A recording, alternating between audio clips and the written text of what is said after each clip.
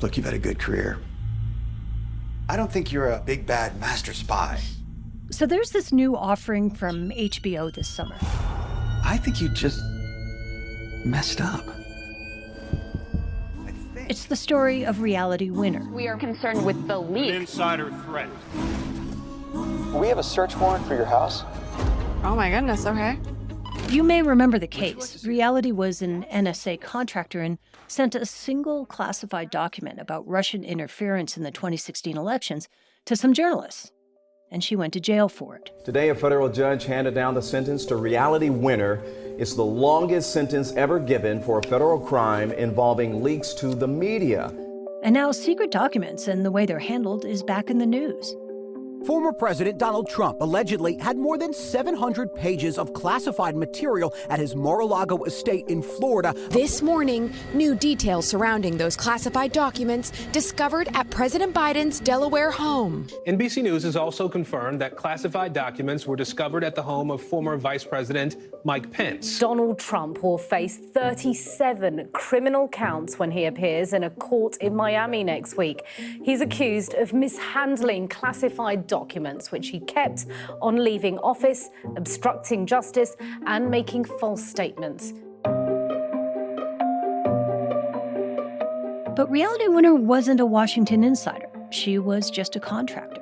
And one of the questions that continues to swirl around her case, and is at the core of this new HBO movie about her, is whether she got such a stiff sentence precisely because she didn't have political connections. I think status across the board in our legal system makes a difference in terms of how people are treated. That's Joe Whitley, one of Reality's lawyers. She had no clout in that regard.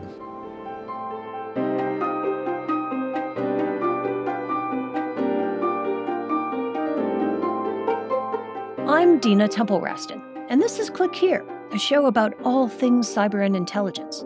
We tell true stories about the people making and breaking our digital world. And today, we revisit a sit-down interview we had with Reality Winner shortly after she was released from prison. And given all the focus recently on classified documents and the way they're handled, it seemed a good time to take another look at what happened to Reality. Stay with us.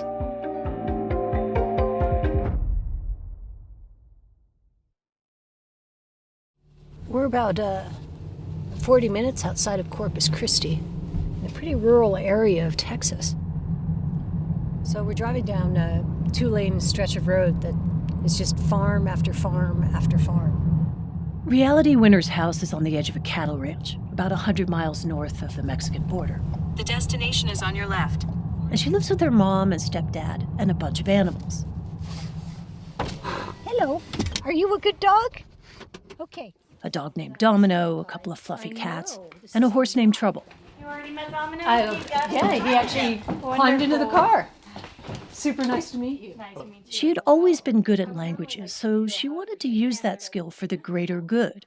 Reality told us she was still a senior in high school when she called her local recruiting office. And basically said, like, hi, my name's Reality Winner. I'm enlisting to be a linguist in Middle Eastern and North African languages. And they laughed really hard. You know, they didn't know who I was, just cold called them and said, I'm going to be a linguist. She says she came to find out that it meant translating intelligence.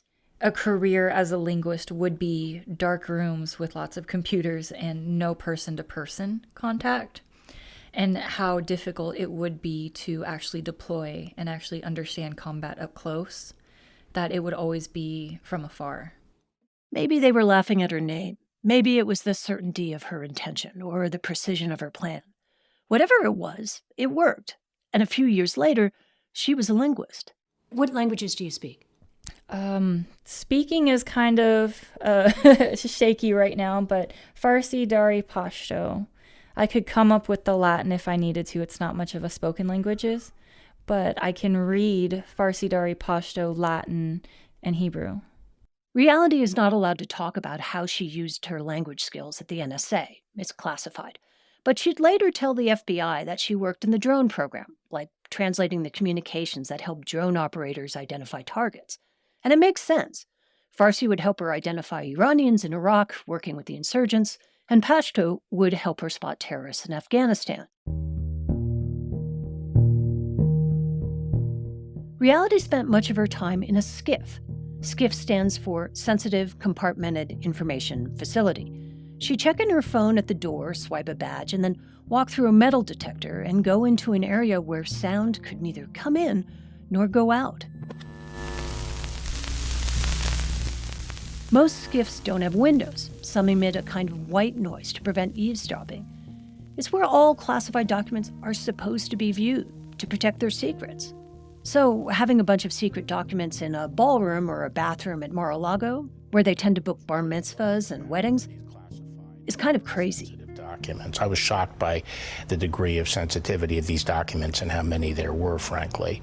This is former Trump Attorney General Bill Barr in an interview with Fox News. If even half of it is true, then he's toast. I mean, it's a pretty... Barr said that the 31 counts that fell under a section of the Espionage Act were solid. And then he added, yes, he's been a victim in the past. Yes, his adversaries have obsessively pursued him with phony claims.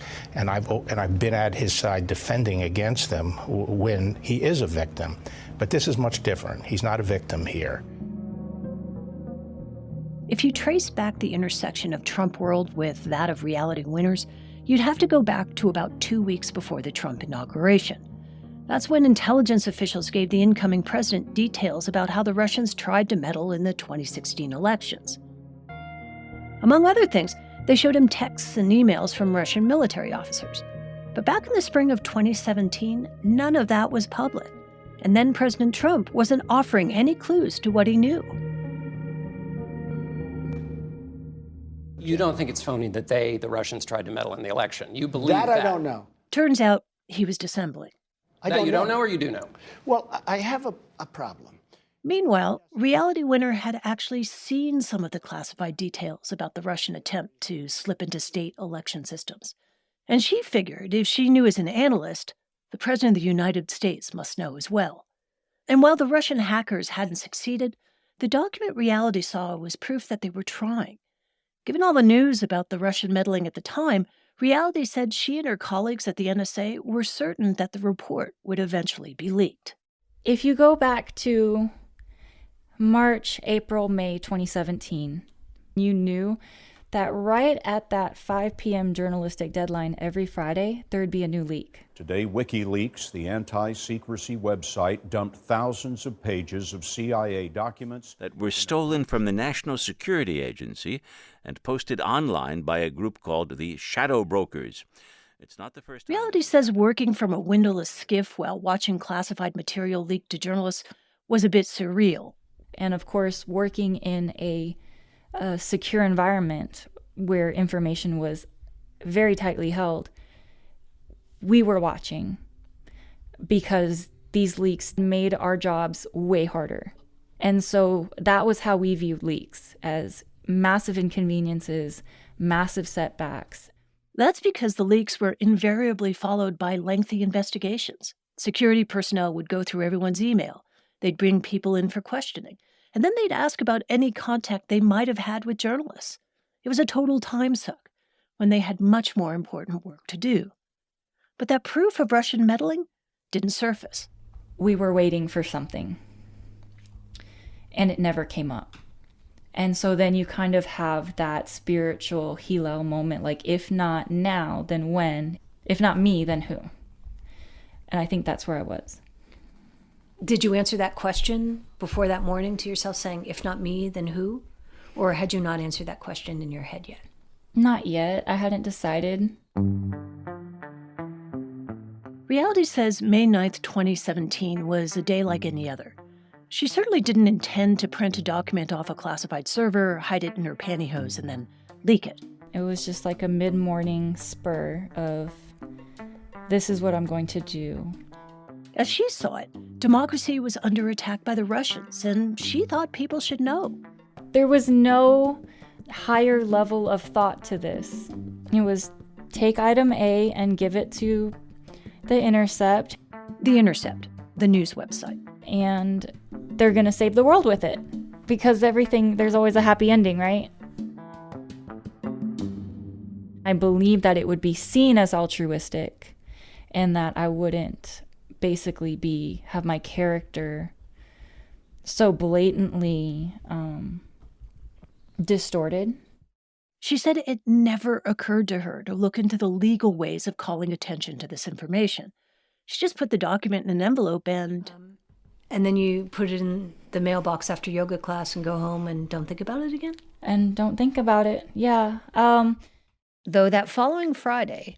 Towards that Friday, 5 p.m., leak mania, I would keep an eye on the news, or I would check the news on Saturday morning to see what broke overnight. And nothing ever happened. So by week 3, I was like, okay, whatever. You know, wasn't meant to be.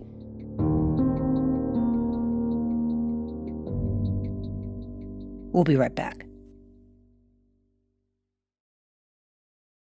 When Reality Winner passed that 5-page classified document to a reporter, she committed a crime. There's no argument about that. But there was a way this all could have gone down legally. There's a formal whistleblower process that includes lawyers and the legal transfer of government documents. And if it all works out, and sometimes that doesn't always happen, she'd get protection. Go outside that process like Reality Winner did, and it didn't really matter what you're releasing. Technically, legally, you're not a whistleblower. You cannot release classified information to the press and be a lawful whistleblower. This is Mark Zaid. He's probably one of the best-known whistleblower attorneys in the country. He's represented lots of government employees, and lots of his cases involve classified information. He says defining a whistleblower isn't a moral judgment, it's a legal one. And as a matter of law, Reality Winner had options that she didn't exercise. But if she had just gone over and given it in hand to a member of Congress who was authorized to receive it, then yes, she would have been very much protected. And no doubt that member and Congress would have stepped up to protect her if any retaliation had occurred. I asked Reality Winner directly if she considered herself a whistleblower, and she said she didn't. But it seems that she had little frame of reference for this kind of thing. She told me she'd never even read about whistleblowers or people who leaked information like Edward Snowden or Chelsea Manning, because, frankly, she wasn't supposed to. Because it was so taboo to even go home and read about it. You were not allowed to read those articles. As crazy as it sounds, that's a thing. Technically, you're only supposed to see information you're cleared for. There are rules on what you're not supposed to see, even if it's all over the news. So to make sure you don't accidentally read something you're not supposed to, people with clearances just avoid everything. According to Reality, her attorneys, and 2 law enforcement officials close to the case, a reporter from The Intercept handed both the classified document and the envelope it was sent in to someone in the intelligence community. The reporter said he wanted to make sure it was authentic. The Intercept told Click Here that they shared just the document, not the envelope. Whatever happened, we do know that the document and the envelope ended up with the FBI, and that led them straight to Reality. Usually, if a reporter wants to verify the authenticity of a classified document, their first step is to retype it. The idea is to avoid revealing identifiable marks on the document that would burn a source. That's been pattern and practice for years, but it didn't happen in this case. That said, the document and the envelope certainly wasn't the only evidence pointing to Reality. The NSA could see that only 6 people printed the document from a classified server, and Reality was one of them. She said later she wasn't really thinking about how the document might be traced back to her. Not getting caught or doing it super covertly was not a concern because, again, it was, even if they had found out it was me, I was just trying to help, seen as something altruistic, 0 damage done. The thing is, she couldn't possibly know that no damage was done. Intelligence documents and classified information often reveal more than what is on the page. Sometimes something trivial can actually be meaningful to the adversary, which is one of the many arguments surrounding the documents President Trump took out of the White House. FBI agents, according to the Washington Post, found a document describing a foreign government's military defenses, including its nuclear capabilities. The concern is not just that they were highly sensitive, but also what they might reveal about the sources and methods that led to the intelligence in the first place. Reality Winner was arrested on June 3, 2017, and was charged with violating the Espionage Act, the same law under which the FBI said it was authorized to seize the materials at Mar-a-Lago. The Espionage Act dates back to World War I, and it basically makes it a crime to disclose secrets that could harm the U.S. or help a foreign adversary. The part that's most relevant here is something called 793D. It's about individuals who are allowed to see classified materials but then share them with someone who isn't, which is why the audio tape that allegedly captures Trump waving around a classified document about attacking Iran may be so damning. This totally wins my case, you know. Except it is like highly confidential, secret. This is secret information. But look at this. You attack, and Hillary would print that out all the time. It also has a provision for people who don't return classified documents when asked. Prosecutions under the law have been rare, which may explain why Vice President Pence was cleared of mistakenly having classified documents in his home, and why President Biden is likely not to face charges either. What was different in the Trump case isn't that he had the documents, it was that he seemed intent on not returning them. Former Attorney General Bill Barr summed it up nicely. And this was a case that entirely of his own making. He had no right to those documents, and he had no legal basis for keeping them. I'm a conservative, a Republican. I certainly believe in national security and maintaining our national secrets. Joe Whitley is one of Reality's lawyers. He was a U.S. attorney in Georgia and a one-time general counsel at the Department of Homeland Security. But on the other side of the equation, people need to be defended. And I've never felt quite so proud as I did in this case of being part of defending Reality Winner in this circumstance. The problem for Reality was because the crime occurred outside an Army base in Georgia, her case was heard in a federal court there. Almost all of these cases, for the most part, are brought in the D.C. area, either in the D.C. District Court, Maryland, or Virginia courts near Washington. The judges there are quite familiar with these types of cases, and I believe for the judges, at least, that were involved in this matter, this was a bit of an education. Certainly, they were not familiar with this. I think she needed to be sentenced. I think she needed to be punished, given what she did. This is Mark Zaid, the whistleblower attorney again, and he says her sentence was harsh. What that sentence would have been, consistent with others, would have probably been, 2-3 years or so. All our reporting supports the fact that Reality's decision to release the document was a spur-of-the-moment thing. If you had to do it again, would you have released the document? No.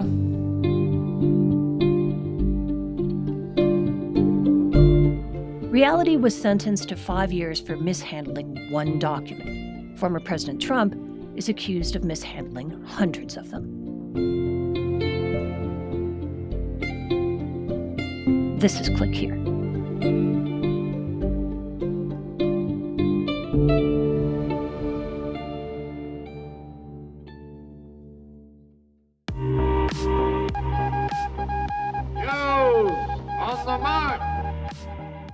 Here are some of the top cyber and intelligence stories of the past week.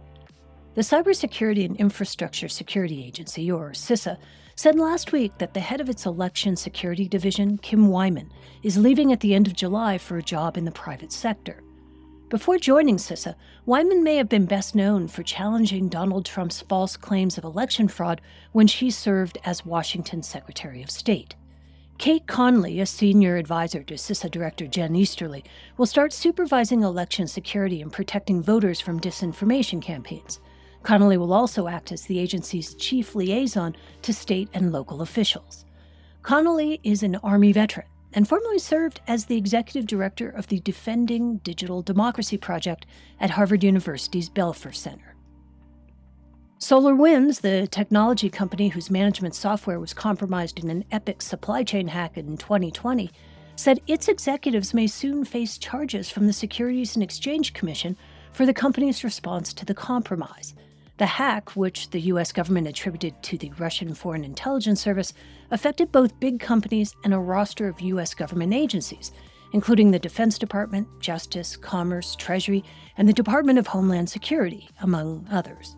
The hackers were able to insert malware into a version of the company's software, and then get into customer systems when the software went through an automatic update. A SolarWinds spokesperson defended the company's response to the incident, but said its executives may face charges related to their handling of it. The company said it is cooperating with the SEC in its investigation. And finally, the multi-billion-dollar Taiwan Semiconductor Manufacturing Company, or TSMC, said one of its hardware suppliers was on the receiving end of a hack. TSMC made the statement after the Russian-speaking Lockbit ransomware group crowed about attacking a TSMC supplier on its leak site. Lockbit is one of the most prolific ransomware groups the world has ever seen. A TSMC company spokesperson would not specifically address Lockbit's claims, but said that the company recently became aware a supplier called Kinmax, which is a systems integrator, was attacked, and the hackers may have stolen information about server setups and configuration. TSMC is considered the world's most valuable semiconductor company, with a 2021 annual revenue of more than $57 billion. The company told Recorded Future News that the incident is currently under investigation by a law enforcement agency.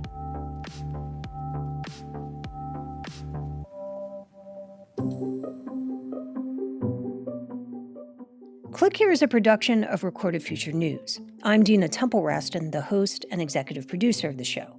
Our senior producer and marketing director is Sean Powers. Will Jarvis is our producer, and Sarah Wyman is our writer-reporter. Karen Duffin and Lou Olkowski are our editors, Darren Ankrum is our fact-checker, and Ben Livingston composes all the original music you hear in the episode. Our other music is from Blue Dot Sessions. And we want to hear from you. Please leave us a review and rating wherever you get your podcasts, and connect with us by email. Click here at recordedfuture.com or on our website at clickhereshow.com. I'm Dina Temple-Raston. We'll be back on Tuesday.